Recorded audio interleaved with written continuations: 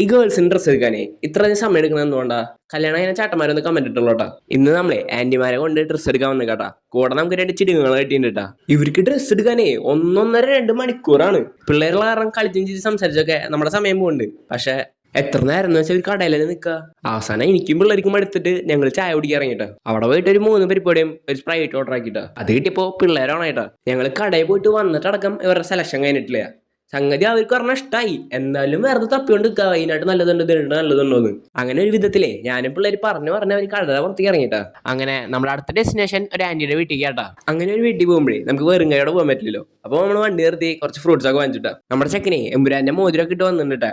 L3 മോഹൻലാലിന്റെ മോഹനായിട്ടാണ് ചെക്കൻ അഭിനയിക്കണേ. ആന്റിയുടെ വീട്ടിലെ ചെന്ന് കയറിയതും നല്ലൊരു സൽക്കാരം കഴിഞ്ഞ് ഞാനും പിള്ളേരൊന്ന് പുറത്തേക്ക് ഇറങ്ങിട്ടാ. 10-ാം വീട്ടിൽ കള്ളം കയറി പഞ്ചസാര കട്ടെടുത്തു, ടേക്കൻ തൂക്കെടുത്തു, പരമശിവൻ ഞെട്ടി, പാർവതിയും ഞെട്ടി, പാർവതിക്ക് കുഞ്ഞുണ്ടായി.